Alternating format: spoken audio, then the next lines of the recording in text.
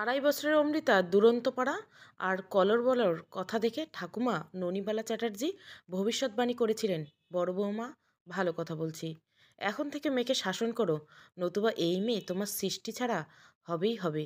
কিন্তু অমৃতার মা রূপা চ্যাটার্জি যে ভীষণ শান্ত, আজ পর্যন্ত কখনো তিনি উঁচু গলায় কাউকে একটি কথা বলেননি। মেয়েকেই বা কী করে শাসন মারধর করেন, যদিও মেয়েকে বাগে আনার চেষ্টা তিনি অনেক করছেন। অমৃতা চুপি চুপি বাড়ির কর্মসহায়িকা সীমার মেয়ে তুলিকে একদিন তার দুধটুকু খাইয়ে দেবার পর ঘটনাক্রমে সেই ছোট্ট সরল বিষয়টা ক্রমশ জটিল আকার নিয়েছিল।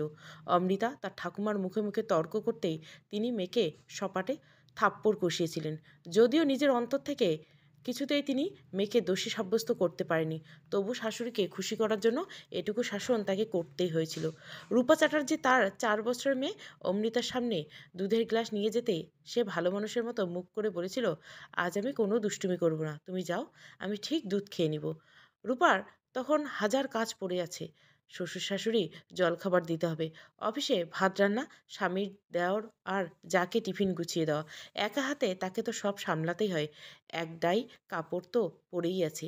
সীমা সেসব কাচবে বটে, কিন্তু তার আগে সেসব কাপড় জামা সীমাকে সাবান জলে ভিজিয়ে ব্রাশ দিয়ে রগড়ে দিতে হবে। সীমা সোজা সাপটা বলে দিয়েছে, আমি ধপাস ধপাস করে সব কেচে দিব বৌদি, তারপর বালতিতে চুবিয়ে নিংড়ে দিব। এত দেখে শুনে কোথায় কি নোংরা লেগে আছে, কলার দেখে আতস কাজ দিয়ে দেখে বাপু আমি কাচতে পারবো না। অগত্যা এসব রূপাকেই করতে হয়। এরপর রান্না বান্না স্বামীর হাতে হাতে সব গুছিয়ে গুছিয়ে এগিয়ে দেওয়া কাজ তো আর রূপার একটা নয়। সকালে তো আর চা জল খাবার সময় হয় না। মেয়ের কথা শুনে রূপা শান্তি পেল, বলল, দেখিস মা, যেন ফেলে ঝেলে দিস না। তোর বাবা কত কষ্ট করে দুটো পয়সা নিয়ে আসে, তার একার ঘাড়ে এত বড় সংসার, আগে দুধটুকু খেয়ে নাও, তারপর তুমি খেলু করবে। অমৃতা ঘাড় নাড়ে হেলিয়ে বলেছিল, আমি একদম খাবার নষ্ট করব না, বাবা আমায় বলেছে খাবার নষ্ট করতে নেই, কত লোকে খেতে পায় না, তুমি যাও মা, 5 মিনিট পরে এসে দেখবে গ্লাস খালি।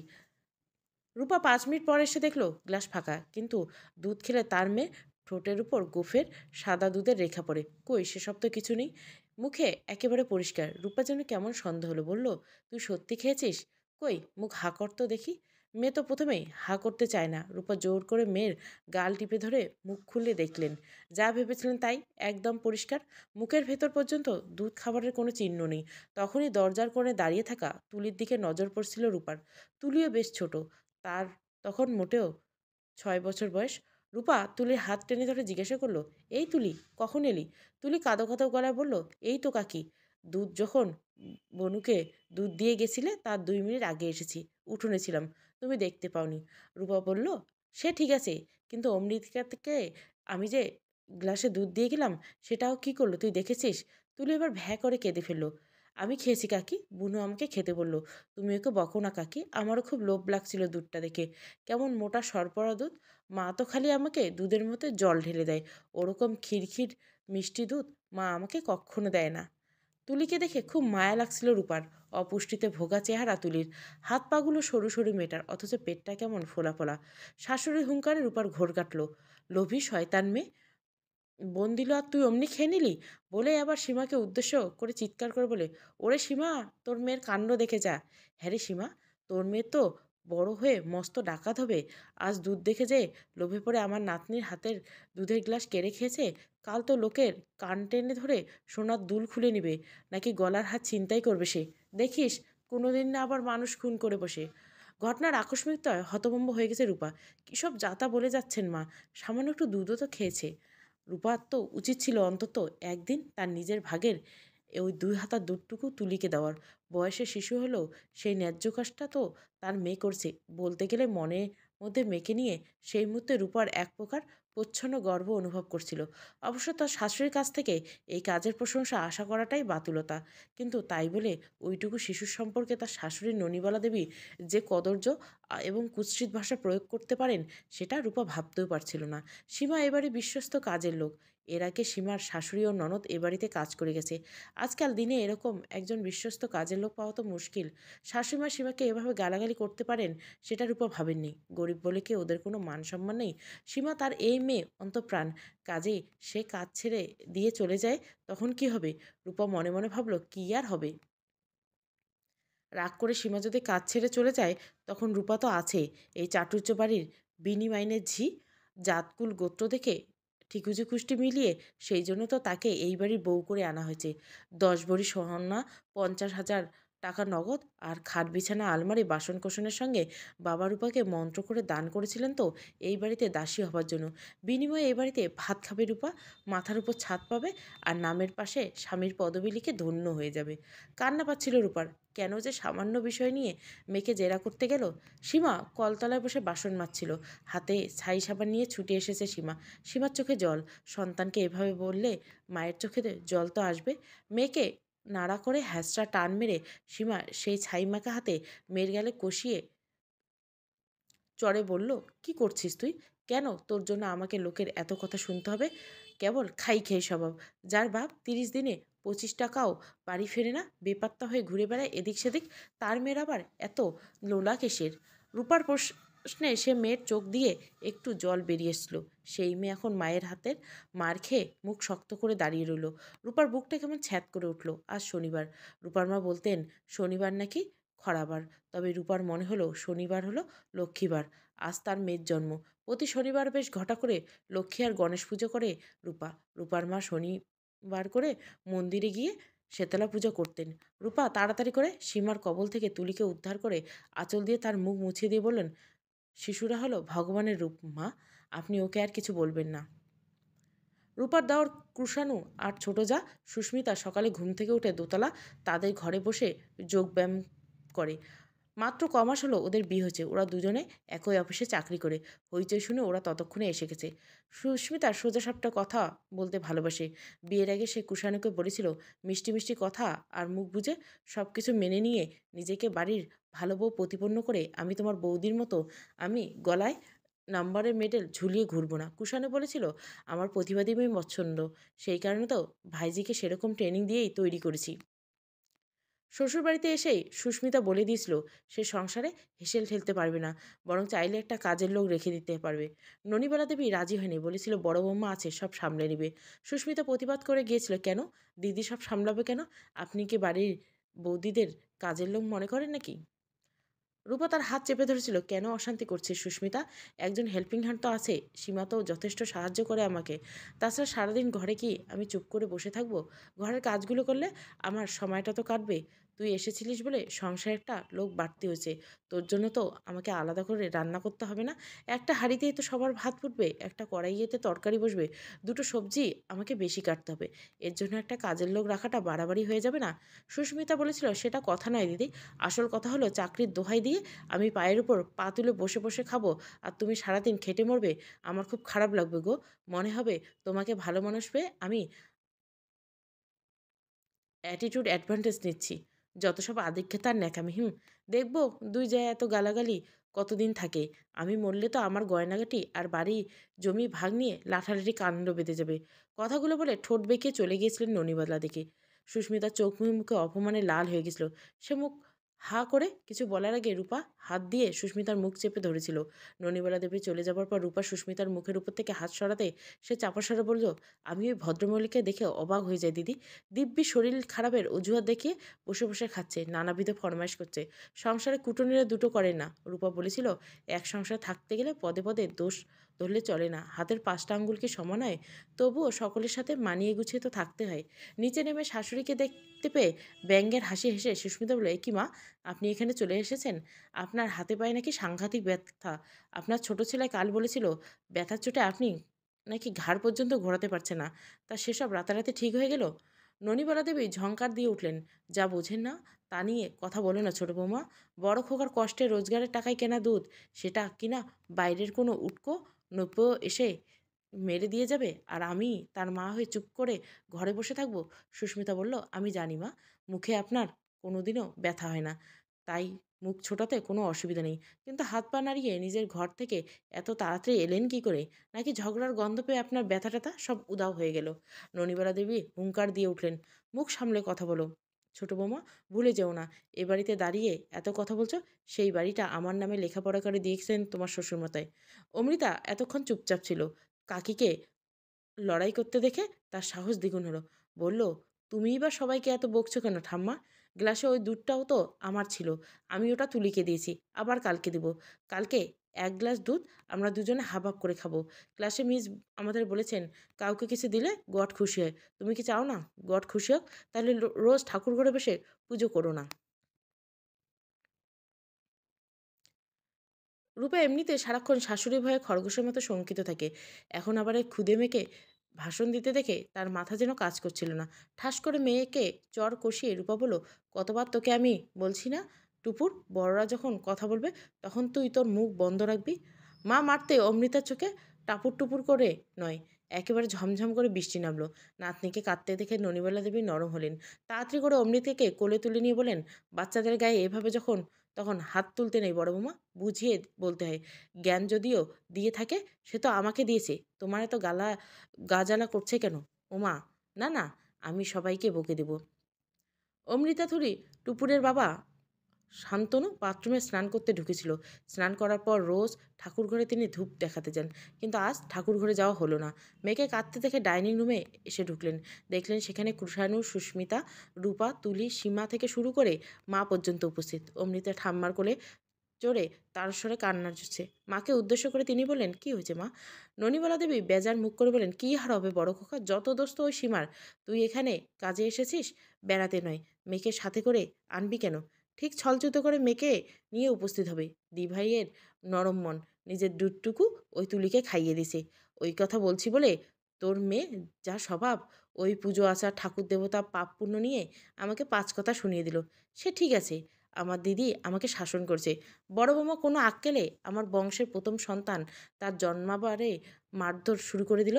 রূপা থতমত খেয়ে বলে, আপনি তো বলেন মা, আমি মেয়েকে শাসন করি না, মেয়ে বিগড়ে যাচ্ছে।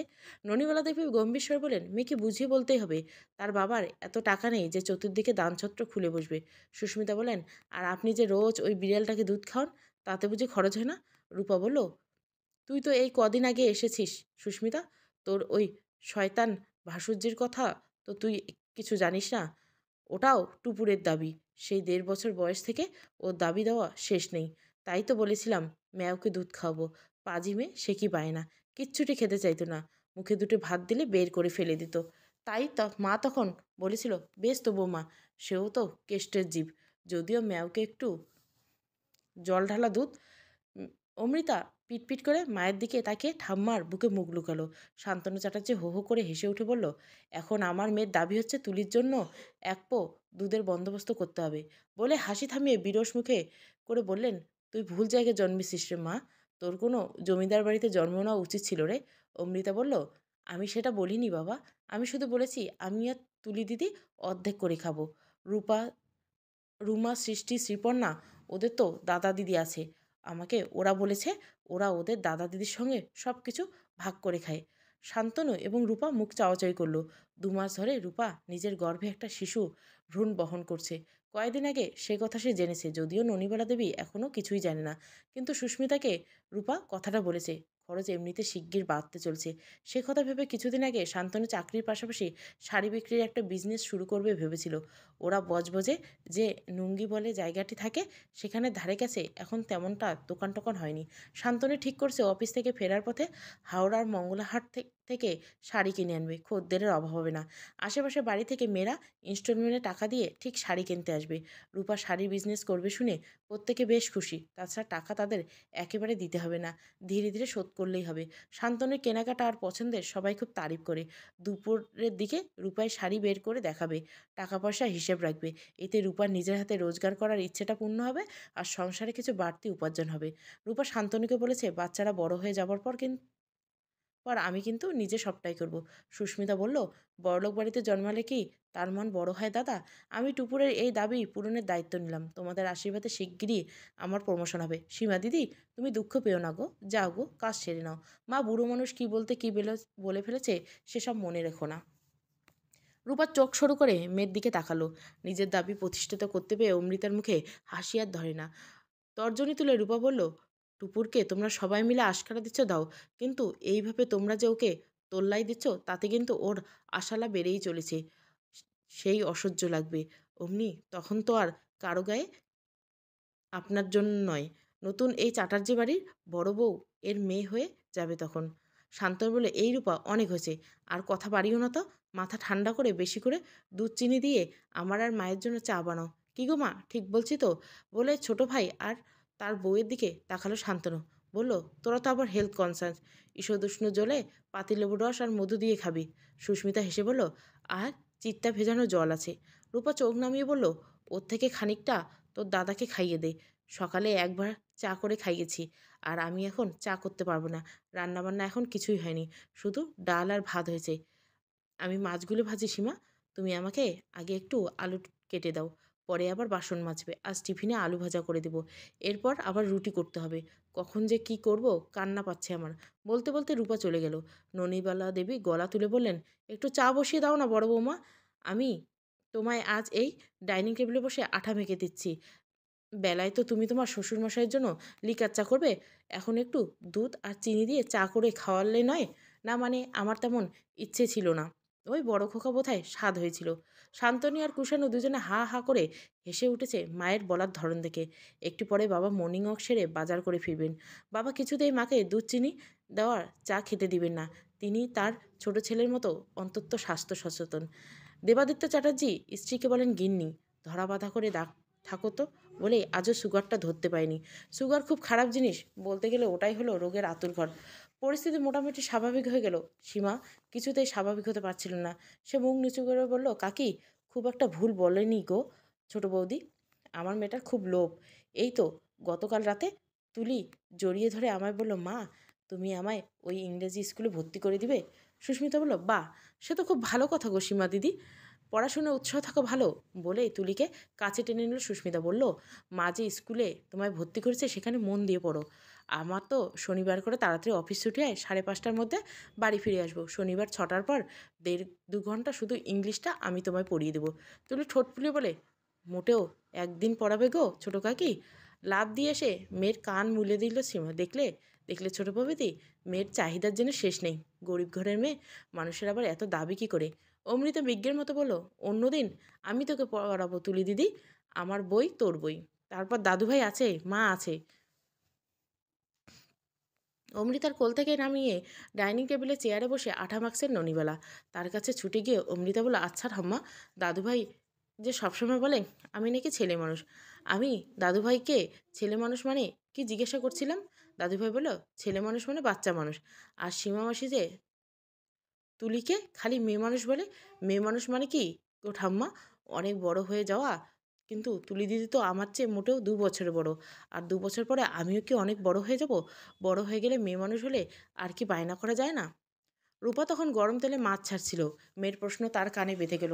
হাতটা কি সামান্য কেঁপে গেল রূপার। তেল ছিটকে এসে লাগলো কি চোখে। বলে একটা শব্দ করতে গিয়েও থমকে গেল। এত সহজে কি মেয়ে মানুষের কাতারে হলে চলে? আটার মণ্ড থেসতে গিয়ে কনুইয়ের ভাঁজে ননিবালা একটু ব্যথা পেলেন। আমল দিলেন না। কত বড় হলে মেয়েরা মেয়ে মানুষের তকমা পায়, সেই প্রশ্নটাই তাকে ভাবিয়ে তুলছিল। আলু কাটতে কাটতে সীমার মনে পড়ছিল তার বস্তিতে মাত্র 4 বছর বয়সে ধর্ষিতা রিনির কথা। মনে মনে বলল, মেয়েরা আবার কোনোদিন বাচ্চা থাকে নাকি? তাহলে স্কুলে পড়ার সময়টাকে ছেলেবেলা বলে কেন? ওসব আদিক্ষেতা লোকে শুধু বেটা ছেলেদেরকে নিয়েই করে। স্নানে যাবার প্রস্তুতি নিচ্ছিল সুস্মিতা। কৃষাণু তাকে তাড়া দিচ্ছিল, তাড়াতাড়ি বাথরুমে ঢোকো, তারপর আমার জন্য একটু চাটনি বানিয়ে দেবে।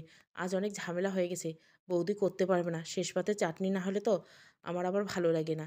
অফিসে সুস্মিতা কুষাণুর চেয়ে উচ্চ পদে চাকরি করে, মাইনেও বেশি পায়। অফিসে মান্যগণ্য করে চললেও বাড়িতে কুষাণুই তার বস। কুষাণু কিছু কিছু হুকুম তাকে তামিল করতে হয়। হাতে তোয়াল নিয়ে বাথরুমের দিকে এগোতে এগোতে সুস্মিতা ভাবছিল, সে কি বিয়ের পর তার বাবার আদুরে ছোট্ট মেয়ে থেকে রাতারাতি বড় মেয়ে হয়ে মেয়ে মানুষ হয়ে গেল? কেউ যেন কোনো নির্দিষ্ট উত্তর কিছুতেই খুঁজে পেল না। মর্নিং ওয়াক সেরে দেবাদিত্য চ্যাটার্জি তখন ফিরে এসেছেন। দরজা দিয়ে ঢুকে নাতনির প্রশ্নটা তার কানে এসেছে। নাতনি তো বেশ একটা জব্বর প্রশ্ন করে সবাইকে চুপ করে দিয়েছে। তিনি ফিক করে হেসে ফেললেন। দাদুকে হাসতে দেখে অমৃতা প্রশ্নটা তার দাদুকে করলো, তুমি জানো দাদু মেয়ে মানুষ মানে কি? দেবদত্ত চ্যাটার্জি স্মিত হেসে বললেন, সংসারে মেয়ে মানুষ হলো কাদামাটি আর ঘাসের মতো, পদতলি হয়ে থাকাই তার ভবিতব্য। আমার যতই আধুনিক হই না কেন, এই চিন্তাধারা পরিবর্তন বিচ্ছিন্নভাবে কোথাও কোথাও হলে তাকে গোড়া থেকে উৎপাটন করা একেবারেই সম্ভব নয়। দেবাদত্ত বাবুর উত্তর শুনে ননিবালা দেবী, রূপা, সুস্মিতার সীমা কারো সংসারে মেয়ে মানুষের প্রকৃত স্থান কোথায় বুঝে নিতে খুব একটা অসুবিধা হলো না। শুধু অমৃতা বুঝতে পারল না, দাদুর দিকে হা করে তাকিয়েছিল। দেবাদিত্যবাবু নাতনিকে কোলে নিয়ে বলেন, মেয়েরা যে মানুষ সেটাই কেউ ঠিকমতো বোঝে না দিদিভাই। তুমি যখন লেখাপড়া শিখে অনেক বড় হবে, চাকরি করে নিজের পায়ে দাঁড়াবে, তখন বরং তুমি সবাইকে বুঝিয়ে দিও যে মেয়েরাও মানুষ। পারবে তো দিদিভাই? অমৃতা কি আর এত তর্সয়? কি যে বলে দাদু! কবে সে লেখাপড়া শিখবে, চাকরি করবে, বড় হবে? কেবল তার মাথার মধ্যে প্রশ্নটা ঘুরপাক খাচ্ছে। মনে মনে হিসেব করছিল অমৃতা। সে তো এখনো মায়ের কোমর থেকেও নিচে। বড় হতে যে এখনো অনেক দেরি। কি করে সে যে এখন তার সব বন্ধুদের, বিশেষ করে অরুণভ দাদাকে বুঝিয়ে দেয় যে মেয়ে বলেই সে মোটেও হেলাফেলা নয়।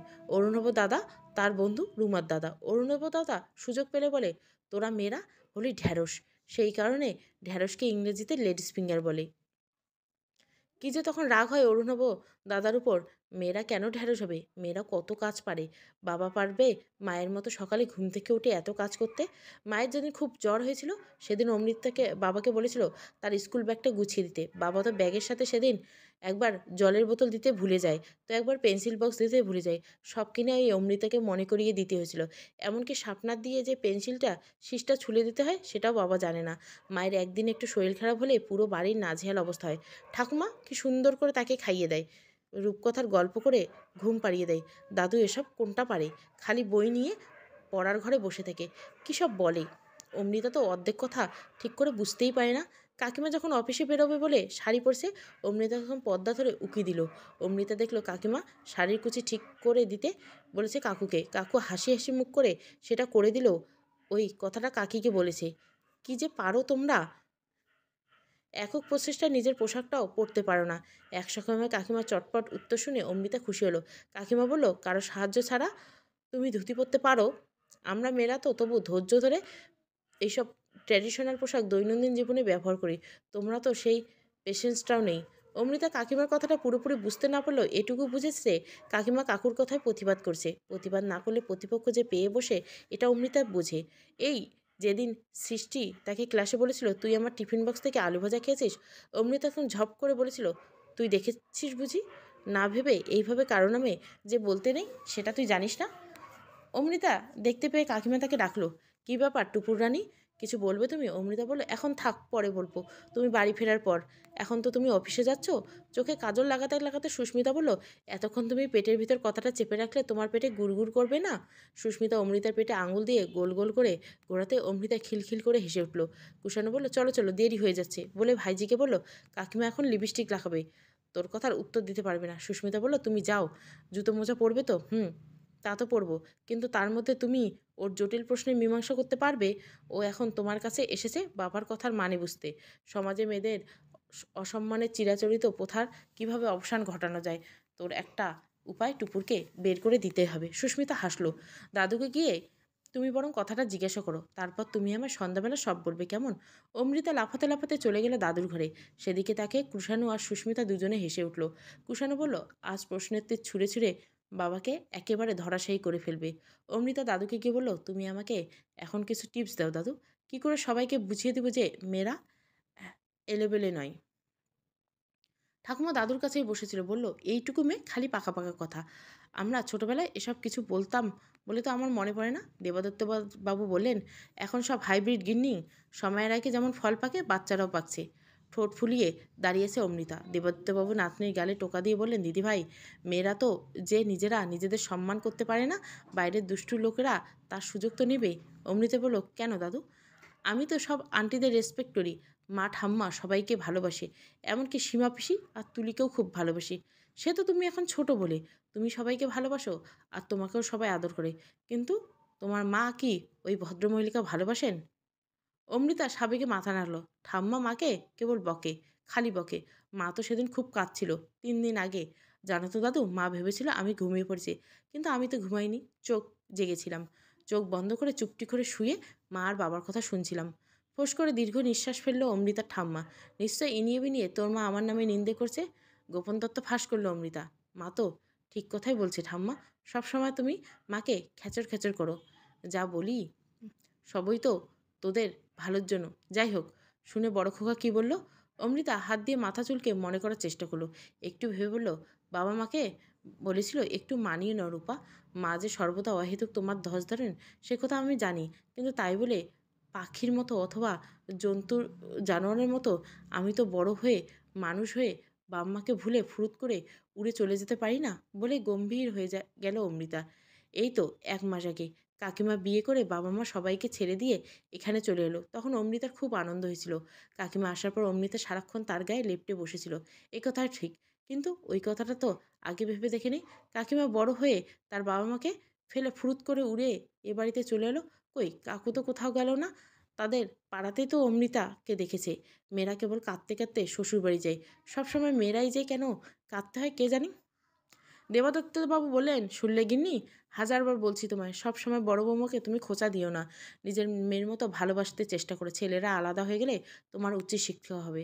ভেতরে ভেতরে আশঙ্কিত হলেন ননিবালা দেবী। ফোঁস করতে ছাড়লেন না, আমাকে কি এখন বড় বৌমার পায়ে ধরে ক্ষমা চাইতে হবে? সে তো তোমাকে মা বলে ডাকে। শাশুড়ি অহংকার থেকে নিজেকে মুক্ত করে তুমি তার মা হতে পারো না? একবার খোঁজ নিতে ইচ্ছে করে না তোমার? সকাল থেকে যে মেয়েটা সবার মুখের সামনে খাবার ধরছে সেই মেয়েটা এখন কিছু খেয়েছে কিনা? মাছের মুড়োটা সবসময় নিজের ছেলেদের পাতে না দিয়ে একদিন তোমার বড় বৌমার পাতে দিতে ইচ্ছে করে না? জিজ্ঞাসা করেছো কোনোদিন সে কি খেতে ভালোবাসে? সবসময় ছেলেদের পছন্দের খাবার না বানিয়ে মাঝে মধ্যে তো বৌমাদের পছন্দ অনুযায়ী কিছু রান্না করতে পারো। বড় খোকার বিয়ের আগে বেয়ান আমায় বলেছিল, দাদা, মেয়েটা নিজের খাবার বেড়ে খেতে পারে না। দিদিকে বলবেন আমার মেয়েটাকে যদি একটু বসিয়ে খাওয়ান তাহলে বড় ভালো হয়। কতবার ভেবেছি আমি না হয় বড় বৌমাকে একদিন একটু প্লেটে করে খাবার পরিবেশন করব, কিন্তু তোমার যা মধুর বচন সাহসী হয়নি। বাহ, খুব ভালো। তার মানে আমরা দুই বুড়ো বুড়ি মিলে এখন দুই বউ সেবা করব? ছেলেদের শ্বশুরদের হুকুম যখন তখন তা পালন করতে হবে। দেখলে তো গিন্নি, সবসময় তুমি আমার কথার উল্টো মানে করো। সে কি আমাদের সেবা যত্ন করে না? তাহলে একটু যত্ন পাবার অধিকার কি তার নেই? এক হাতে যেমন তালি বাজে না, তেমনি সংসারে একজন কেবল দিয়ে যাবে পাবে না কিছু, সেই নিয়ম কিন্তু ভালোবাসা আশা করা যায় না। বোধহয় তুমি তাদের থেকে সেরকম কিছু প্রত্যাশা করো না। তুমি ভাবো সংসারটা হলো যুদ্ধক্ষেত্র, আর বৌমারা তোমার শত্রুপক্ষ। চোখ রাঙানি আর তোমার মুখের কামানো গোলা ছোটাতে টিলেমি দিলে তারা তোমার উপর ঝাঁপিয়ে পড়বে। অমৃতা এতক্ষণ তার একটা হাতের তালু দিয়ে তালি বাজানোর বৃথা চেষ্টা করলো। তারপর বিফল হয়ে বলল, মা এখনও কিছু খায় নাই ঠাকুমা। মা খালি কাজ করে যায় আর করেই যায়। চলো না ঠাকুমা, আজ মাকে তুমি খেতে দিবে। ননিবালা দেবী নাতনির অনুরোধ ফেলতে পারলেন না। অমৃতার হাত ধরে বলেন, চলো তো দেখি তোমার মা এখন কী রাজকার্য করেছেন। রূপা তখন ফ্রিজ পরিষ্কার করছিল। ননিবালা দেবী বললেন, সংসারের কাজ তো সারা দিন রাত ধরে করলেও শেষ হবে না মা। আকাশ মেঘলা পড়েছে, জামা কাপড় ছাদ থেকে তুলে আনতে হবে। আমার তো হাঁটু ব্যথা মা, সিঁড়ি ভাঙতে পারবো না। তুমি আমায় ওগুলো ছাদ থেকে তুলে এনে দাও, আমি সেসব ঘরেই মেলে দিচ্ছি। পাখা চালিয়ে দেবো, সব দিব্যি শুকিয়ে যাবে। বারবার তোমায় আর উপন্যাস করতে হবে না। রূপার মনে হলো সে যেন ভূতের মুখে রাম নাম। শাশুড়ি থেকে সারাদিন 100 বার উপন্যাস করায়। বৃষ্টি পড়লে ছাদে গিয়ে জামাকাপড় তুলতে বলে, আবার রোদ উঠলে সেসব ছাদে গিয়ে মেলতে বলে। অমৃতা তার পেটে আসার 3 মাস পর থেকে, বাচ্চা না হওয়া পর্যন্ত অবশ্য রেহাই দিয়েছিল, তার কিছুদিন পর থেকে আবার সে যেই নিয়ম। পুনরায় সে গর্ভবতী হয়েছে এই কথাটা রূপা আজকে শাশুড়িকে বলবে ভাবছিল। এই কয়েক মাস সীমাকে কাপড় কাচার পর ছাদে গিয়ে মেলে দিতে হবে। জল ঝরে খানিকটা শুকিয়ে যাবার পর সীমায় যাবার আগে ওগুলো তুলে দিয়ে যাবে। এতগুলো সিঁড়ি দিয়ে ওঠানামা সে করতে পারবে না। রূপা ভাবলো সে কথাটা বলার আগে শাশুড়ি কি কিছু টের পেয়েছে। অন্যমনস্ক স্বরে রূপা বলল, হামা, সব তুলে আনছি। জামাকাপড় তুলে এনে রূপা দেখলো শাশুড়ি তার জন্য প্লেটে খাবার সাজিয়ে অপেক্ষা করছে। গ্যাসে কিছু একটা খাবারের গন্ধ পেলে রূপা। ননিবালা দেবী বললেন, তুমি খেতে বসো মা, আমি এখন ডিমের পোচ এনে দিচ্ছি। আবার ডিমটা কেন নষ্ট করতে গেলেন মা? ভেবেছিলাম আজ ওরা বাড়ি ফিরে আসলে ফ্রেঞ্চ ফ্রাই টোস্ট বানিয়ে খাবো। কেন? খালি ওরাই খাবে কেন? মেয়েরা খেলে সেটা বুঝি ভস্যে ঘি ঢালা হয়? ছেলেদের তুমি পাউরুটি টোস্ট করে দিও। শুকনো টোস্ট কেউ খাবে না মা। এখন তো একটা ডিম ফ্রিজে আছে, বেসনের মধ্যে একটা ডিম ফাটিয়ে আমি ভেজে দেবো ক্ষণ। তুমি চিন্তা করো না। আজ সকালে তোমার শ্বশুরকে ডিম আনতে বললে না কেন? অমৃতা প্লেটে ডিম পোচ সাজিয়ে দিয়ে ননিবালা দেবী বললেন, কয়েকদিন আগে খাওয়াতে রাশ টেনে সঞ্চয় করার কথা বলেছিলেন শাশুড়ি। আজ রাতারাতি তাকে ভোল পাল্টাতে দেখে বিমূঢ় বিস্ময়ে তাকিয়ে থাকলো রূপা। ননিবালা দেবী সবটা মনে করছিল। বললেন, পয়সা তো আর আমার সাথে করে নিয়ে যাব না মা, তাই পেট মেরে সঞ্চয় করার কোনো অর্থ হয় না। তুমি আজকাল দিনের লেখাপড়া জানা মেয়ে। আমি যদি কিছু ভুল বলেই থাকি নির্বোধে সে কথাটা মেনে না নিয়ে আমাকে বুঝিয়ে বলতেই তো পারতে। ননিবালা দেবী বললেন, নাতনিকে বললেন, মাকে বসিয়ে খাওয়াও তো দিদিভাই। আমি ততক্ষণে জামাকাপড়গুলো মেলে আসি। ঠাকুমা চলে যেতে অমৃতা মায়ের কানের কাছে মুখ এনে ফিসফিস করে বললেন, ঠাম্মা তোমাকে আর বকবে না মা, শুধু ভালোবাসবে। দাদু বলেছে এবার থেকে ঠাকুমা তোমাকে মাছের মুড়ো দিবে, আর যা যা খেতে তুমি ভালোবাসো সব দিবে। রূপার মনে হচ্ছিল কি বলছে তার এই অবোধ মেয়েটা, শাশুড়ি ভালোবাসবে? এমনটা তো সে গল্পে উপন্যাসে দাবি করা হয়। কোনো সুখের অমরাবতীকে স্বপ্ন তাকে দেখাচ্ছে অমৃতা। অমৃতার পদোন্নতি হয়েছে, সে এখন দুটো ভাইয়ের দিদি, গুরুজন। অমৃতা তাকে শাসন করে টেনে হিচড়ে করে নেয়, কান্নাকাটি করলে মাথার সামনে ঝুনঝুনি নাচায়, পুতুলের পেট পিকে পিক পিক আওয়াজ করে। রূপার ছেলে হবার মাত্র 7 মাস পরে সুস্মিতার একটি পুত্র সন্তানের জন্ম দিয়েছে। বাড়িতে সত্যনারায়ণের পুজোর আয়োজন করা হচ্ছে। সিন্নি খেতে খেতে পাশের বাড়ির পুটি দিদি অমৃতাকে বলল, এইবার তোর আদর এইবার বুঝি কমলো রে টুপুর? অমৃতা অবাক হয়ে জিজ্ঞাসা করল, কেন? পুটি বিজ্ঞের মতো, ইস কি বোকা রে তুই, কত কত বিজ্ঞের কথা বলিস আর এইটুকু বুঝিস না? এতদিন তুই একা ছিলি, তাই তো সবাই তোকে নিয়ে আদিক্ষেতা করতো। এখন তোর ভাই হয়েছে, আবার তোর কাকিমারও ছেলে হয়েছে, দেখবি কেউ আর তোকে পুজবে না। হাত চেটে সিন্নি খেয়ে অমৃতা বলল, তুই একটা বুদ্ধু নাম পুটি দিদি ভাই। কিশোর স্যার এই জন্যই তোকে সেদিন মাথা মোটা বলেছিলাম। মায়ের কাছে আমরা হলাম তাদের এক একটা অঙ্গ প্রত্যঙ্গ। মা নিজেই আমায় কথা বলেছে, তোর হাতে যে 5টা আঙ্গুল আছে না, তুই বলতে পারবি পুটি দিদি এর মধ্যে কোনটা আঙ্গুল তোর বাড়তি? কেউ যদি একটা আঙ্গুল তোর হাত থেকে কেটে নেয়, তোর বুঝি লাগবে না? পুটি অনেক কষ্ট করে ক্লাসে ওঠে, বাড়িতেও সবাই তাকে মাথা মোটা বলে। এখন অমৃতা সে কথা বলতে পুটির কান দুটো লাল হয়ে গেছে, কিন্তু সাংসারিক ব্যাপারে সে নিজেকে যথেষ্ট অভিজ্ঞ বলে মনে করে। ঠোঁট উল্টে বলল, ওসব হলো মন ভোলানো কেতাব কথা, বাস্তবে সব উল্টো। মেয়েদের সবসময় সব ব্যাপারে স্যাক্রিফাইস করতে হয়, তোকেও সেটাই করতে হবে। দেখবি সব ব্যাপারে তোর ভাইদেরকে প্রায়োরিটি পাবে, কারণ ওরা ছেলে। পুটি দিদির কথা মন থেকে বিশ্বাস না করলেও একটা কাঁটা তার মনে বিধেই রইল। তুলি দিদি সব শুনে বলল, ছাড় তো টুপুর ওর কথা, সারাক্ষণ ও কেবল কুটকাচালি করে। কিন্তু পুটি দিদি যে সবটুকু মিথ্যে কথা বলেনি সেটা কিছুদিনের মধ্যে বুঝতে পারলো টুপুর। ক্লাস 4 পাশ করার পর অমৃতা সেটা বুঝতে পারলো। খাবার টেবিলে বসে বাবা বলল, দুজনে এত খরচ সামলাতে পারছি না গো, এবার বরং টুপুরকে সরকারি স্কুলে ভর্তি করে দাও। বাবার মুখের কথাটা শুনে টুপুরের চোখে জল উপসে পড়ল। এরপর মায়ের উত্তরটা শুনে আবারও অবাক হয়ে গেল টুপুর। মা বলল, হ্যাঁ তা তো বটেই, সাধ্যের বাইরে গিয়ে কোনো কিছু করতে গেলে বাড়তি পরিশ্রম করতে হবে। শরীর কি সেই দখল সইতে পারবে? আর মেয়ের লেখাপড়া পেছনে এত খরচ করে হবেই বা কি? ঠাকুমা বলল, সেই তো, মেয়েকে খরচ করে লেখাপড়া শিখিয়ে জানলে মেয়ের শ্বশুরবাড়ির লোকেরা কি ছেড়ে দিবে? যৌতুক তো তাদের দিতে হবে। দাদু পর্যন্ত হাসতে হাসতে বলল, বেশি লেখাপড়া করলে দিদির চুল উঠে যাবে, চোখের তলায় কালি পড়বে, তখন তো আর কেউ তোকে পছন্দ করবে না রে টুপুর। তুই বরং এখন থেকে রূপচর্চার দিকে মনোনিবেশ কর, মেয়েদের রূপটাই হলো তাদের আসল যোগ্যতা। ঠাম্মা বলো, সে আর বলতে, রূপ দিয়ে তো মজাতে হবে স্বামীকে, এরপর হারমোনিয়াম বাজিয়ে একটু গানটাও শোনাতে হবে টুপুর রানীকে, যখন ছেলের বাড়ির লোক তাকে দেখতে আসবে। পুটির দিদি বড়দি গতকাল উচ্চ মাধ্যমিক পাশ করার পর থেকে তাকে দেখতে আসে। এই দেখতে আসার সময় একদিন অমৃতা গিয়েছিল ওদের বাড়ি। মুখে পাউডার মেখে মাথা নিচু করে বসেছিল শ্যামলা বুড়ি দিদি। পাত্রের দিদি গান শুনতে চাইল, বুড়ি দিদি তখন হারমোনিয়াম বাজিয়ে একটা রবীন্দ্রসঙ্গীত গাইল, কতবারও ভেবেছিনু আপনা ভুলিয়া। পুটি দিদি টুপুরকে বলল, চল টুপুর ওই জানলার সামনে গিয়ে দেখি। অমৃতা বলে, কেন? ওই জানলায় যাব কেন? ওখান থেকে তো বেশ দেখতে পাচ্ছি। পুটি দিদি মুখ বেঁকিয়ে বলল, হাদারাম, ওই জানলার সামনে গেলে তবেই তো দিদির ওই হবু বর আর বরের বাড়ির লোকজনরা আমাদের দেখতে পাবে, তারপর তো আসল মজা হবে। আসল মজা? সেটা আবার কি? ভাবছিল অমৃতা। পুটির দিদি ততক্ষণে সেই জানলাটার সামনে গিয়ে দাঁড়িয়েছে। অমৃতা এসেছে পুটির পেছন পেছন। তারপর মাত্র কয়েক মিনিটে ওখানে দাঁড়ালো পুটি পুটি দিদি। যে লোকটা বুড়ি দিদিকে দেখতে এসেছিল তার সাথে পুটি দিদির দৃষ্টি বিনিময় হতে পুটি দিদি সরে এলো সেখান থেকে, কিন্তু তারপরে মৃদু গোলমাল লেগে গেল। পুটি শুনতে পাচ্ছিল কে যেন হেরে গলায় বলছে, আপনার ঘরে এইমাত্র একটা ফর্সা টুকটুকে সুন্দরী মেয়ে দেখলাম, তাকে ঘরে লুকিয়ে রেখে এই কেলে কুৎসিত মেয়েটাকে আমাদের দেখাচ্ছেন, আপনারা তো দেখছি খুব চিটিংবাজ। কাঁদো কাঁদো গলায় অনুনয় স্বরে পুটি দিদির বাবা বলেন, ওটা আমার মেজো মেয়ে বাবা, বড় মেয়ের বিয়ে না দিয়ে আমি মেজো মেয়ের বিয়ে দেই কেমনে? আপনারাই বলুন আমাকে। মৃদু গুঞ্জন উঠল, আমাদের সেসব জানার দরকার নেই, আমাদের ওই মেজো মেয়েকেই পছন্দ, রাজি থাকলে বলুন, নতুবা যাচ্ছি। চক্রবর্তী জেঠু নতমুখে হাত কচলাচ্ছেন। পাত্রের বাবাকে উদ্দেশ্য করে বলেন, ও কিন্তু বছর বছর ফেল করে দাদা। আমার বড় মেয়ে লেখাপড়ায় যথেষ্ট ভালো। রোগা কালো অল্প বয়সী লোকটা ফুঁসে উঠল, পণ্ডিত বউ নিয়ে আমি কি করব শুনি? বিয়ের পর সে আমাকে পড়াতে বসবে নাকি? রাগে অগ্নিশর্মা হয়ে পুটি দিদির মা ঘরে ঢুকে এসেছিল। তোকে তো পই পই করে বারণ করে গিয়েছিলাম, ওদিকে জানলার সামনে তুই যাবি না। সেই গিয়েছিলি তো? পুটি সঙ্গে সঙ্গে জবাব দিল, বেশ করেছি। তোমাদের তো ওই বড় মেয়েকে নিয়ে খুব অহংকার।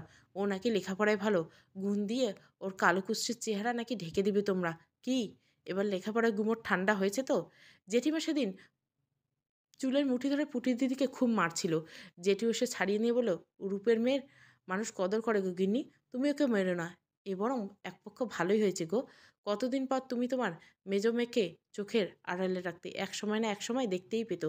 আর সেটা যদি বিয়ের পর হতো, আরও বিপত্তি হতো হয়তো। বিয়ের আগেই আমাকে চিটিংবাজ বলল, বিয়ে হয়ে গেলে হয়তো বুড়িকে ওরা মেরেই ফেলতো, নতুবা বাপের বাড়িতে বসিয়ে দিয়ে যেত। আমি 7-5 ভেবে পুটির সাথে তার বিয়ের কথা পাকা করে বলে এলাম। কাঁদতে কাঁদতে মাটির উপর উবুর হয়ে বসে পড়ছিল জেঠিমা। এ আমার কি সর্বনাশ হলো গো বুড়ির বাবা! আমার বুড়ির আর কি কখনো বিয়ে হবে? জেঠিমা এমন এক করে কাটা ছাগলের মতো আছাড়ে পিছড়ে খেয়ে কাঁদছিল যে অমৃতার মনে হচ্ছিল বিয়ে না হলে যেন বুড়ি দিদির জীবনখানেই রসাতলে যাবে। জেঠু তখন মেঝেতে উপর বসে জেঠিমাকে সান্ত্বনা দিয়ে বলেছিল, আমার অফিসে বিপত্নিক শ্যামলবাবুর বুড়িকে বেশ পছন্দ। সেই যে গেলবার পুজোর সময় এসেছিল বেড়াতে, তখন বুড়িকে দেখে তার বেশ পছন্দ হয়েছে। ছোট্ট একটা মেয়ে আছে শ্যামলের। বউটা লিভার অসুখে মরে যাবার পর শ্যামল খুব বিপাকে পড়েছে। সে সময় বুড়ি দিদি সজল দৃষ্টি দেখে তাকে সেই বিপাকে পড়া বয়স্ক শ্যামলবাবুর পাশে কল্পনা করে বুড়ি দিদিকে আরও বেশি বিপন্ন লেগেছিল অমৃতার। বুড়ি দিদিকে কাউকে বোঝাতে পারেনি লেখাপড়া শিখে সে নিজে গ্রাসাসেচন ব্যবস্থা করতে পারে। সে বিয়েতে মনে ভালোবাসা জন্ম হয় না, শুধুমাত্র খাওয়ার পড়ার সংস্থান করার জন্য সেরকম কোনো সম্পর্কে সে জড়াতে চায় না। আর আজ দাদুর কথাবার্তা শুনে অমৃতার নিস্পন্দন হয়ে দাঁড়িয়েছিল। তোকে নিয়ে বাড়ির মানুষগুলোর নিষ্ঠুর আলোচনা আর সাহস্য রসিকতা তার কানে আঙ্গুল দিতে ইচ্ছে করছিল। অমৃতার মনে হচ্ছিল মেয়ে জন্ম হলো বিপন্নতার গভীর শর্ত। কাকিমা এসে পিঠে হাত রাখতে চমকে ঘুরে তাকালো অমৃতা। কাকিমা ফিসফিস করে বলল, আমার ঘরে আইটুপুর অনেক কথা আছে। অমৃতা নিঃশব্দে কাকিমাকে অনুসরণ করলো। কাকিমা খাটে এসে বসলো অমৃতা। এটা কাকিমার বাবার বিয়েতে যৌতুক দিয়েছিল। আর কি কি যেন সব দিয়েছিল, টিভি, ফ্রিজ, এসি, ছাদের উপর ট্যাঙ্কের জল ওঠানো, নতুন পাম্প পর্যন্ত বসিয়ে দিয়েছিল কাকিমার বাবা। ওসব নাকি মেয়ের বিয়েতে দেওয়া তার ভালোবাসার উপহার। তার চাকরি করা আধুনিক কাকিমা কেন যে কোনো প্রতিবাদ করেনি, এটা তো এক ধরনের অপমান। চোয়াল শক্ত করলো অমৃতা। কাকিমা বলল, রাগ করিস না টুপুর। যে কোনো পরিস্থিতিকে মেয়েদের মাথা ঠান্ডা রাখতে হয়, কথায় কথায় এত রাগ করলে চলে না। শোন টুপুর, স্কুল বড় কথা নয়, জ্ঞান অর্জন হলো শেষ কথা। চাকরির জন্য যখন ইন্টারভিউ দিতে যাবি অথবা নানান ধরনের কম্পিউটার পরীক্ষাগুলোতে বসবি, তখন সবাই দেখবে তুই প্রশ্নের উত্তরগুলো ঠিকঠাক দিতে পারছিস কিনা। স্কুল কলেজের থেকে পড়ে আমরা কয়েকটা ডিগ্রি পাই, ব্যাস। এই বড় নামকরা স্কুলে তুই পড়তে পারছিস কিনা এসব নিয়ে মন খারাপ না করে তোকে নিষ্ঠার ভরে লেখাপড়াটা চালিয়ে যেতে হবে।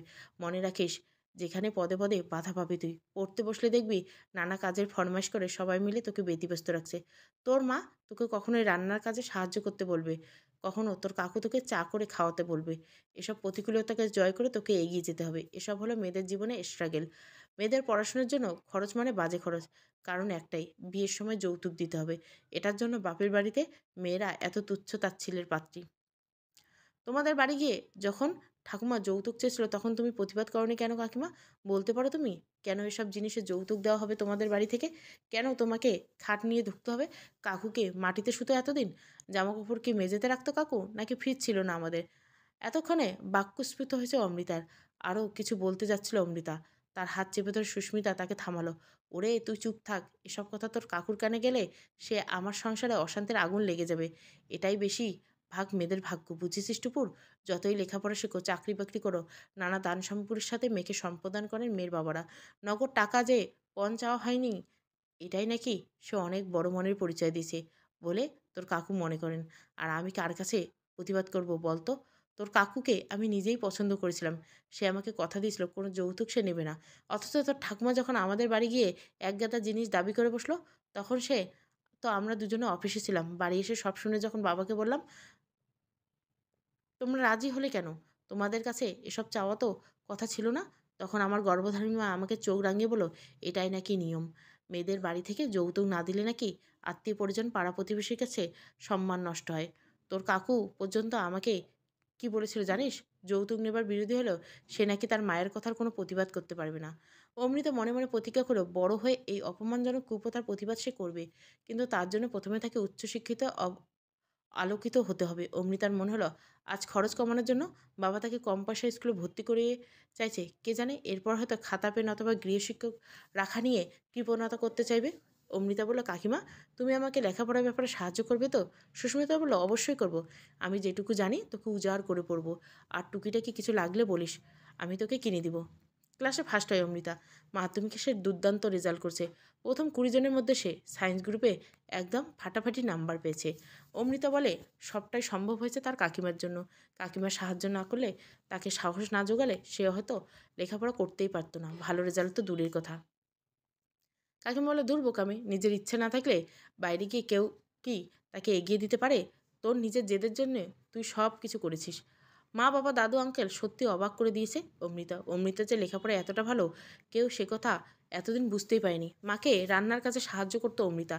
সীমা পিসি আর কাকিমা রান্নার কাজে মাকে যতই সাহায্য করুক, নানা ছলছুতে করে মা তাকে ডাকতেন। মাকে অবশ্য এই জন্য দোষও দিতে পারতেন না অমৃতা। পাড়ার লোক থেকে শুরু করে আত্মীয় স্বজনরা, এমনকি মামার বাড়িতে গেলে মামি পর্যন্ত যে মাকে কথা শোনাতে ছাড়তো না। সবাই বলতো, মেয়েকে ঘরের কাজকর্ম শেখাচ্ছ তো টুপুরের মা, নইলে কিন্তু মেয়ে শ্বশুরবাড়িতে ঘর করতে পারবে না। ছেলেরা অফিস কাছারি করে ঘরে এসে বিশ্রাম নেয়, বাজার করে দেওয়া ছাড়া তাদের তেমন কোনো দায়িত্ব থাকে না। মেয়েদের কিন্তু এত সহজে নিষ্কৃতি নেই। ঘরে বাইরে দুটোতেই সমান দক্ষতার সঙ্গে সামাল দিতে হয়। তাদের যেমন অফিসে গিয়ে ফাইলপত্র সামলাতে হয়, হিসেব নিকেশ দেখভাল করতে হয়, অথবা ঝড়ের গতিতে টাইপ করতে হয়, তেমনি কিন্তু ভাদ্র মাসে তালের বড়া, শীতকালে পিঠে পায়েস করে খাওয়াতে হয়। এসব না পারলে সংসার পরীক্ষায় সে শূন্য। তেমন মেয়ের বাপু সমাজের কোনো মূল্য নেই। তাই লেখাপড়া শেখার তালে এসবও শিখছে অমৃতা। কেমন করে তালের রস বের করতে হয়, কতটা পরিমাণ নারকেল কোড়া, গুড় আর আটা মিশিয়ে তালের বড়া ভাজতে হয়, কুড়ানি দিয়ে চোখের নিমেষে কীভাবে নারকেল কুড়ে ফেলতে হয়, খুন্তি নেড়ে নেড়ে কেমন কেন নাড়ু পাক দিতে হয়, শিলে মিহি করে সর্ষে বেটে ইলিশ, চিংড়ি, ভেটকি পাতুরি থেকে শুরু করে কষা মাংস, ফুলকো লুচি, কোনটা শিখতে বাকি রেখেছে অমৃতা? অতিথি আপ্যায়ন থেকে শুরু করে বাড়ির গুরুজনদের হাত পা টিপে সেবা যত্ন, পরিপাটি করে ঘরদোর গুছিয়ে রাখা, সবটুকু বেশ আগ্রহ ভরে আয়ত্ত করছে অমৃতা। মাধ্যমিক দুর্দর্শ রেজাল্ট করার পর অমৃতার ছবি তো কাগজে বেরিয়েছিল। বাড়িতে সবাই তখন বলেছিল, তুই যে এতটা ভালো আমরা বুঝতেই পারিনি। তাহলে ঘরের কাজ করে আমরা তোকে সময় নষ্ট করতে বলতাম না। অমৃতা বলেছে, আমি তোমাদের মতো করেই ভাবতাম। আর তোমরা যখন আমাকে কাজ করতে বলতে, প্রথম আমি রেগে যেতাম, কিন্তু কাকিমা বলেছিল, কোনো কাজকে কখনো ছোট ভাবিস না টুপুর। সব কাজ শিখে রাখলে জীবনে কোনোদিন ঠকবি না তুই। আর এই যে লেখাপড়ার তালে নানান রকম কাজ তুই সমান দক্ষতার সাথে করছিস, এর ফলে তুই অনেক সমৃদ্ধ হয়ে যাচ্ছিস। অর্ণব দাদা এসেছিল রেজাল্টের বেরোনোর পর, মাথা নিচু করে তাকে বলেছিল, তুই আমাকে ক্ষমা করে দিস টুপুর। অমৃতা হেসে বলেছিল, কেন? অর্ণব বলেছিল, একটা কথা আমি খুব ভুল জানতাম। তুই আমাকে চোখে আঙুল দিয়ে সবটা দেখিয়ে দিয়েছিস। মেয়েরা সব পারে, ছেলেরা তো শুধু বাইরের কাজটাও করতে পারে। অমৃতা বলল, বেশি বেশি ভদ্রতা করছো না? আমি যেন জানি না তুমি আমার চেয়ে একটু ভালো রেজাল্ট করেছিলে। অর্ণব বলল, পরীক্ষার রেজাল্ট কি সব? ঘরের কাজ তো আমি কিছুই জানি না। অমৃতা একটু মজা করতে ইচ্ছে হলো, বলল, তাহলে শেষ পর্যন্ত স্বীকার করছো পুরুষ জাতটাই একেবারে অকর্মণ্য? অরুণাভ বলল, লেডিস ফিঙ্গারের মানে কিন্তু লতপথে আর হরহরে ঢ্যাঁড়স। অমৃতা বলল, সে তুমি যাই বলো অরুণাভ দাদা, খাদ্যবস্তুর গুণ কিন্তু অনেক, ঠিক মেয়েদের মতো। আমাদের সীমা পিসির মেয়ে তুলি দিদি পর্যন্ত তার সমস্ত অর্থনৈতিক প্রতিবন্ধীকে থেকে জয় করে মাধ্যমিক পাশ করেছে। এখন বিউটিশিয়ানের কোর্স করছে তুলি দিদি। কথা বলতে বলতে দুজনে হাসছিল শব্দ করে। অমৃতা ঠাম্মা আর মা ভুরু কুচকে এসে দাঁড়ালো। অরুণাবর পদবী পাল, তারা ব্রাহ্মণ নয়। তাই এই দুই প্রাচীনপন্থী রমণীর ভয় হচ্ছিল এভাবে মেলামেশা করতে গিয়ে তাদের মধ্যে প্রেম না হয়। অরুণাব বিষয়টি বুঝতে পারছিল। আরও ভালো রেজাল্ট চাই উচ্চ মাধ্যমিকের টুপুর। মাধ্যমিক পরীক্ষা হলো নদী আর উচ্চ মাধ্যমিক হলো সমুদ্র, সেই কথা মনে রেখে লেখাপড়া করতে হবে। কথাটি বলে হেসে হেসে চলে গেল অরুণাব। উচ্চ মাধ্যমিক পাশ করার পর যাদবপুরে অঙ্কে অনার্স নিয়ে ভর্তি হয়েছে অমৃতা। ফার্স্ট ক্লাস পেয়ে পাশ করার পর এমএসসিতেও ফার্স্ট ক্লাস পেল অমৃতা। বাবা বলেন পিএইচডিতে করতে, কিন্তু অমৃতা ব্যাংকে চাকরির প্রস্তুতি নিচ্ছিল। আমতলার একটি রাষ্ট্রায়ত্ত ব্যাংকে অফিসার পদে চাকরি পেল অমৃতা। অমৃতা মনস্থির করলো সে চাকরি করবে। বাবা অমৃতার সম্বন্ধ দেখতে শুরু করলো, খবরের কাগজে বিজ্ঞাপন দেওয়া শুরু। ঝড়ের বেগে ফোন আসতে শুরু করলো। একজনকে বেশ পছন্দ হলো শান্তনুবাবুর। সল্টলেকের একটা আইটি কোম্পানিতে কম্পিউটার ইঞ্জিনিয়ার সুপ্রকাশ মুখার্জি। খোঁজ নিয়ে জানা গেল অমৃতার মাসির শ্বশুরবাড়ি আত্মীয় সুপ্রকাশ। অমৃতা যথারীতি বেঁকে বসলো। সে কিছুতে রং মেখে সংসাজে বসতে পারবে না। মাসি তাকে বোঝালো, রংকে মাখতে তোকে কে বলছে? সব একটা ভালো শাড়ি পরে বসবি। তাছাড়া সুপ্রকাশ তো আসছে না, আসবে তো তার মা, বাবা আর বোন। ওনারা তোর সাথে একটু আলাপ পরিচয় করতে আসছেন। বিষয়টা এভাবে ভাব টুকুর। অমৃতা আর অমাত করল না। নির্দিষ্ট দিনে আলাপ করতে এলো, কিন্তু আলাপের নামে যে তারা অমৃতাকে অপদস্থ করতে এসেছে সেটা ক্রমশই প্রকাশ হচ্ছিল। তাদের একটাই উদ্দেশ্য, মেয়ে রূপের যতই রকমের খুঁত বের করতে পারবে, টাকা চাইতে ততই সুবিধা হবে। সুপ্রকাশের মা তাচ্ছিল্য ভঙ্গিতে বলল, মেয়ের মুখটা কেমন যেন চৌকো ধরনের, গায়ের রং যতটা ফর্সা শুনেছিলাম, কই সেরকম তো লাগছে না। আমার বাবুর আবার একটু গৌরব বর্ণের মেয়ে পছন্দ। চুলটা আবার কেমন যেন একটু বেশি কোকড়া, ছেলেরা আবার একটু সোজা শর্ট ষাট ষাট চুল পছন্দ করে। সুপ্রকাশের বোন বলল, আমার দাদা বেশ ফর্সা আর দারুণ হ্যান্ডসাম। দাদার পাশে কিন্তু যাকে তাকে মানাবে না। অমৃতা নিজের সংযত করে চুপ করেছিল। বাবা তাকে আগের থেকে মুখ বন্ধ করে রাখতে বলেছেন। এত খুঁত বের করতে দেখে অমৃতার বাবা, মা, দাদু ঠাম্মা সবাই বেশ মুষড়ে পড়েছিল। তারা শুনেছিল পাত্র নাকি 2 লক্ষ টাকার বেশি টাকা মাস মাইনে পায়। এত টাকা একসাথে কখনো দেখেনি রূপা। মরিয়া হয়ে রূপা বলছে, বলছি কি দিদি, ছেলে দেখতে আসবে না? সুপ্রকাশের বাবা বলছে, হ্যাঁ, ছেলে তো দেখবেই। মেয়ে টেরানা খোড়া সেটা স্বচক্ষে না দেখে কি সে বিয়ে করবে? কিন্তু সে বড় কোনো হোটেলে গিয়ে দেখা সাক্ষাৎ করবে, আধুনিক স্মার্ট ছেলে কি না। তবে তার আগে আপনি আপনার মেয়েকে কতটা কি যৌতুক দিতে পারবেন সেটা খোলাখুলি জেনে নেওয়া যাক। বলে অমৃতাকে তিনি বললেন, তুমি এবার যেতে পারো মা। মেয়েকে নানাভাবে বঞ্চিত করে দিন ধরে ধীরে ধীরে শান্তনু চ্যাটার্জি অনেক অর্থ সঞ্চয় করেছেন। ভাবলেন, ওসব নিয়ে আর ভাববেন না বেআই মশাই, আমি মেয়েকে 15 ভরি সোনা দেবো। এরপর খাট, বিছানা, আলমারি, ফ্রিজ সবই দেবো, কোনো কার্পণ্য করবো না। সুপ্রকাশ হাসলো। শুধু ওটুকু দিলে হবে না শান্তনুবাবু, ছেলেকে অন্তত 15 লক্ষ টাকা ক্যাশ দিতে হবে। সে একটি কম্পিউটার প্রশিক্ষণ কেন্দ্র খুলতে চাই। সেখানে আমি যেমন ইনভেস্ট করব, তার শ্বশুরকে তো কিছুটা দায়িত্ব নিতে হবে। এসব কথাবার্তার সময় অমৃতা ছিল না। সে তখন তার ঘরে গিয়ে আয়নায় মুখ দেখছিল আর ভাবছিল, বাচ্চাধনকে পাই একবার, তারপর কড়াই ঘন্টা সব বুঝিয়ে দেবো। কাকিমা ঘরে এসে অমৃতাকে সুসংবাদটা দিল। পণের টাকা থেকে শুরু করে বিয়ের বিপুল যৌতুকের দাবি দেওয়ার কথা শুনে অমৃতা প্রথমে হতবাক হয়ে গেল। এরপর ঠাকুমা যখন তাকে এসে বলল, তুই ভাবিস না টুপুর, তোর বাবা একলা সব খরচ সামলাতে না পারলেও তোর কাকু আছে, দাদু আছে। এত ভালো উপযুক্ত পাত্র আমরা কিছুতেই হাতছাড়া করব না। ঠাকুমার কথা শুনে অমৃতার যেন গা পিত্তি জ্বলে যাচ্ছিল, কিন্তু সে চুপ করে ভালো মানুষের মতো মুখ করে বসে রইল। হোটেলের নির্দিষ্ট টেবিলে সুপ্রকাশের সাথে দেখা করলো অমৃতা। হাসি মুখে বলল, আপনার বোনের কাছে শুনছিলাম সুপ্রকাশ বাবু আপনি নাকি খুব হ্যান্ডসাম। কিছু মনে করবেন না সুপ্রকাশ বাবু, আমার কিন্তু মোটেও তা লাগছে না। অপমানে কান গরম হয়ে গেল সুপ্রকাশের। সে বলল, আপনি ঠিক কী বলতে চাইছেন অমৃতা, একটু ক্লিয়ার করে বলবেন প্লিজ। অমৃতা হাসলো। কেন সুপ্রকাশ বাবু, আপনি কি আয়নায় নিজেকে দেখেননি?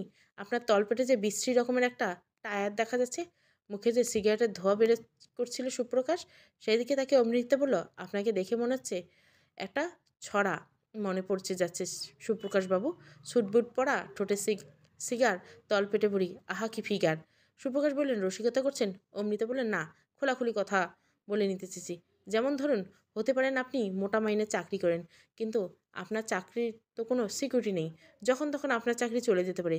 অন্যদিকে ভেবে দেখুন, আমি যে চাকরিটা করি সেটা অনেক বেশি সিকিউরড। সেক্ষেত্রে আপনার চাকরি চলে গেলে আপনি আমার ঘরে বসে খেতে পারেন। তাই সিকিউরিটি ডিপোজিট হিসেবে আমাকে অন্তত 20 লক্ষ টাকা যৌতুক দিতে হবে। একটা বাড়ি অথবা ফ্ল্যাট কিনে আমার নামে রেজিস্ট্রি করে দিতে ভালো হয়। সুপ্রকাশ উঠে দাঁড়ালেন। একটা মেয়ে ছেলেকে যৌতুক দিয়ে আমায় বিয়ে করতে হবে? এসব অপমানের অর্থ কী? অমৃতা উঠে দাঁড়ালো। বলল, আমার বাবার কাছে যৌতুক দাবি করে অপমান আপনারাও কম করেনি। এখন আবার আমাকে মেয়ে ছেলে বলে আপনারা শিক্ষিত? গটগট করে বেরিয়ে এলো অমৃতা। বাড়ি ফিরে অমৃতা দেখলো সবার মুখ অস্বাভাবিক রকমের গম্ভীর হয়ে আছে। দাদু বললেন, চাকরি করে তোমার এত ডানা গজিয়েছে, একজন ভদ্রলোকের ছেলেকে তুমি রীতিমতো অপমান করে এসেছো। সম্বন্ধ ওরা ভেঙে দিছে। নিজেকে কী মনে করো তুমি? একটা মেয়ে হয়ে তুমি যৌতুক দাবি করো? 20 লক্ষ টাকা পণ, নিজের নামে বাড়ি, ছি! তোমাকে কেউ কোনো দিন বিয়ে করবে ভেবেছো? সারা জীবন আইবুড়ো থাকতে হবে তোমায়। অমৃতা মনে মনে বলল, তুমি একথা কেন বলছো দাদু? তুমি না নিজেই বলেছিলে বড় হয়ে নিজের পায়ে দাঁড়ালে সংসারে মেয়েদের স্থান সবাইকে চোখে আঙুল দিয়ে বুঝিয়ে দিতে। আমি তো তোমার স্বপ্ন সার্থক করার চেষ্টা করছি। কিন্তু সামনে অনুরবকে দেখেই অমৃতা চুপ করে রইল। অনুরব তখন এসেছিল অমৃতার ভাই ফিজিক্সের একটি জটিল সমস্যা সরল করে বুঝিয়ে দিতে। স্কটিশ টাচ কলেজের অধ্যাপকের চাকরি করেছেন অরুণাভ। প্রায় প্রতি রোববার সে অমৃতার 2 ভাইকে পড়া দেখিয়ে দেয়। দেবদত্ত বাবুর কথা শুনে শেষ হতে অরুণব হা হা করে হেসে ফেললেন। করছিস কি টুকুর, তুই তো একেবারে ফাটিয়ে দিয়েছিস। অমৃতার কথাটা বলে দেবদত্ত বাবুকে উদ্দেশ্য করে অরুণব বললেন, আমি ব্রাহ্মণের ছেলে নই দাদু, কিন্তু অমৃতপার দাবিটা আমার এত ইউনিক লেগেছে যে আমার ওকে নিজের সাধ্যমতো যৌতুক দিয়ে বিয়ে করতে ভীষণ ইচ্ছে করছে।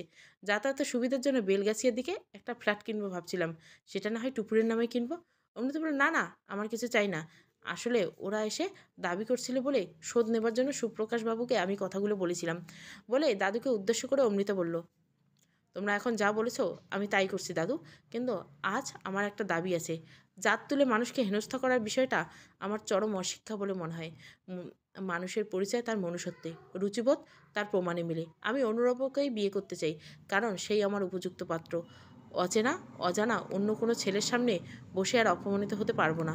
অমৃতার মা, বাবা, ঠাম্মা আর কাকু কাকিমা শুনলেন অমৃতার সিদ্ধান্তের কথা।